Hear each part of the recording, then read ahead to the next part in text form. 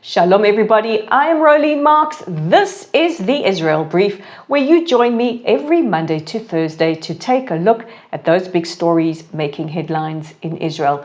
As always, I do it in partnership with these guys, Lay of the Land. More about where you can find Lay of the Land coming up a little later.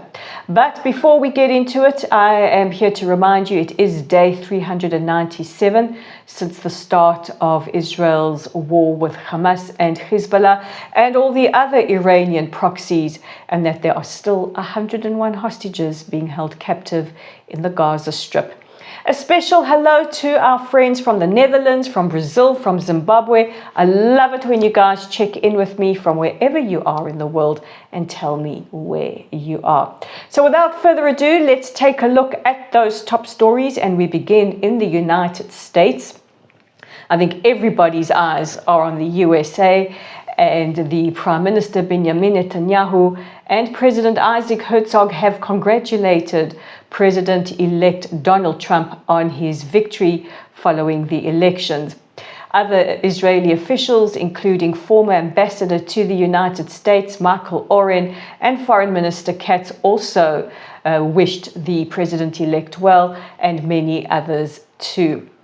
Trump scored a decisive victory over Vice President Kamala Harris for the Democratic Party, taking all three swing states and getting more than 270 of the Electoral College votes. Now, I have no idea how the Electoral College works. It's a very complicated process, but from what we have seen, looking at red versus blue, the amount of states won, it was a clear and decisive victory.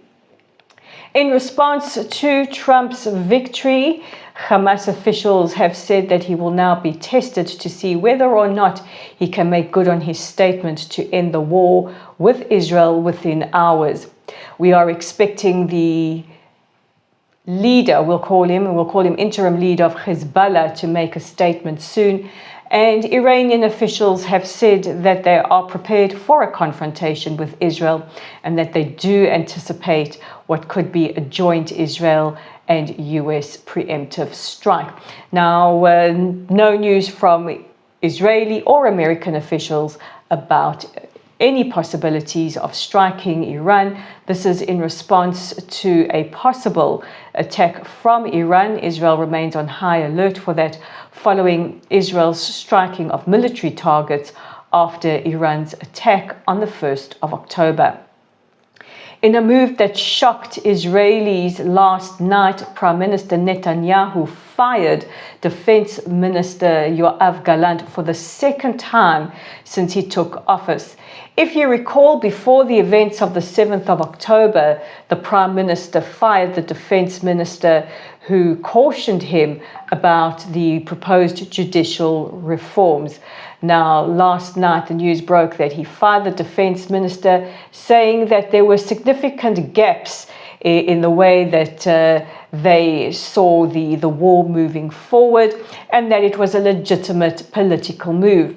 Israelis took to the streets in the tens of thousands in cities all around the country to protest this move. Now, it is expected that Foreign Minister Israel Katz will take on the portfolio of Defense Minister, and that former Justice Minister and Minister without portfolio, Gideon Saar, will take on the role of Foreign Minister. Gallant, in a letter addressed to Israelis, spoke of his life's work being dedicated to the security of Israel. He said that he accepts responsibility for not just the successes, but also the failures in his time as Defense Minister, but also said that in his time as Defense Minister, Israel had scored some unprecedented in our history military victories. He ended off by saluting the IDF, as well as fallen soldiers and the hostages and families of hostages. He warned that failure to bring back the hostages will see Israel with the mark of Cain. Now, the Hostages and Missing Persons Forum also released a very, very strong statement saying that they believe that this was an attempt to torpedo any negotiations to see the release of hostages. And earlier today, in a joint statement from opposition parties, they called the Prime Minister's act an act of insanity, saying that he is not fit for office and that the decision was not based on significant gaps, but rather it was a political expediency because Gallant had called for the calling up of 7,000 ultra-Orthodox to serve in the IDF. The issue of ultra-Orthodox exemption and serving is a very contentious one in Israel, especially amongst coalition partners who are vehemently against it. Some of the ultra-Orthodox parties threatening to withdraw from the coalition should this legislation go through. And the coalition have celebrated the Prime Minister's decision, and as well as his party, the Likud party. Hezbollah have claimed responsibility for the firing of a barrage of rockets earlier today towards Tel Aviv and surrounds. In fact, I could hear the interceptions from here. We had no sirens in Modi'in, but some pretty big booms. Some debris from the interceptions landed very close to Ben Gurion Airport, delaying a flight to Paris. However, Israel Airports Authority have said that flights are as normal. Debris from an intercepted rocket also landed in a car in the city of Ra'anana. Hezbollah have said that they were targeting the Tzirim base just south of Ben Gurion Airport, and rockets and sirens have continued to be fired towards cities in the north of Israel throughout the day. And finally, we go to Ireland, and it's no secret that Ireland has a very tense relationship with the state of Israel following their stance on the accepting or recognizing a Palestinian state. Now, yesterday, the Irish government received the credentials of a full-time Palestinian ambassador to Dublin. This is seen as a follow-up to their move earlier this year to fully recognize a Palestinian state. They say this is a move towards forcing a two-state solution. Israel sees this as rewarding terrorism. In a study concluded by a watchdog, they have also sounded the alarm that school textbooks are downplaying the Holocaust, downplaying the Auschwitz death camp, and also making a mockery of Judaism. Now, I just want to say something. I know that we have viewers in our community from Ireland.